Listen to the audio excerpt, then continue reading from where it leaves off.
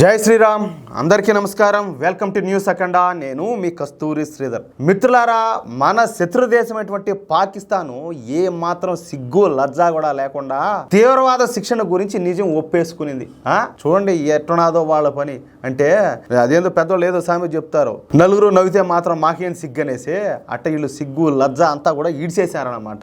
ఏమి లే, అట్టునాది వీళ్ళ బతుకు. సరే, ఇక న్యూస్ విషయానికి వస్తే 2 రోజుల క్రితం కాశ్మీర్లోని పహల్గాం ప్రాంతంలో తీవ్రవాదులు అత్యంత పాశవికమైన దాడిని చేసిన సంగతి మీకు అందరికి కూడా తెలిసిందే. ఈ దాడిని చేయించింది సాక్షాత్తు పాకిస్తాన్ ఆర్మీ చీఫ్ అయినటువంటి ఆసిమ్ మునీర్.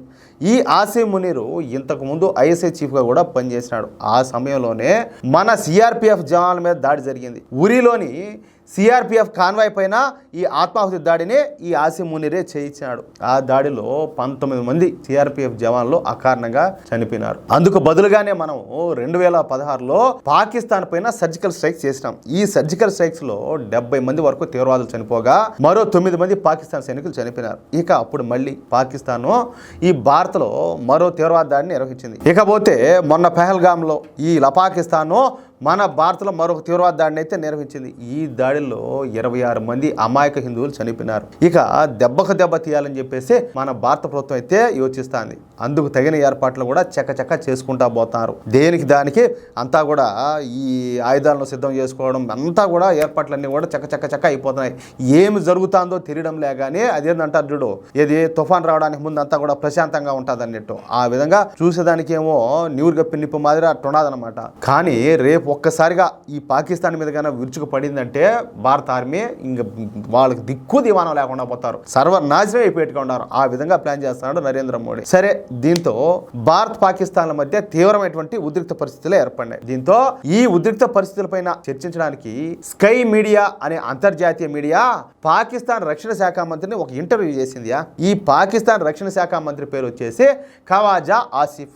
ఈ ఖవాజా ఆసిఫ్ ఒక బుర్ర తక్కువ వెధవ. ఓడి ఎట్టా రక్షణ శాఖ మంత్రి అయినాడో నాకైతే అర్థం కావడంలే. అందుకే ప్రత్యక్షంగా కెమెరా ముందు తాము చేసినటువంటి తప్పులను ఒప్పేసుకున్నాడు. తనకు తెలియకుండానే తీవ్రవాదులకు పాకిస్తాన్ ఏం చేస్తుందో కెమెరా ముందు కక్కేసినాడు. ఈ స్కై న్యూస్ మీడియా జర్నలిస్ట్ మాట్లాడుతా తీవ్రవాద సంస్థలను తయారు చేయడం, యువకులను రిక్రూట్ చేసుకోవడం, తర్వాత తీవ్రవాద సంస్థలకు నిధులను సమీకరించడం, తీవ్రవాదులకు శిక్షణ ఇవ్వడం, అలాగే వాళ్లకు ఆయుధాలను మందుగుండును సప్లై చేయడం వంటి పనులను పాకిస్తాన్ చేస్తుంది కదా, దీనిపైన మీ అభిప్రాయం ఏందని చెప్పేసి ఈ జర్నలిస్టు ఆ బుద్ధి తక్కువ రక్షణ శాఖ మంత్రిని అడిగినాడు. అందుకు సమాధానంగా ఈ పాకిస్తాన్ రక్షణ శాఖ మంత్రి ఖవాజా ఆసిఫ్ మాట్లాడతా, అవును, అమెరికా బ్రిటన్ దేశాలతో పాటు మరికొన్ని పశ్చిమ దేశాల కోసం ఈ చెత్త పనులన్నీ కూడా మేము చేసినామంటూ నిజాన్ని ఏ మాత్రం సిగ్గు కూడా లేకుండా లజ్జ కూడా లేకుండా ఒప్పేసుకున్నాడు. ఇంకా ఈ ఆసిఫ్ ఖవాజా మాట్లాడతా, మేము పశ్చిమ దేశాల కోసం 3 దశాబ్దాల నుంచి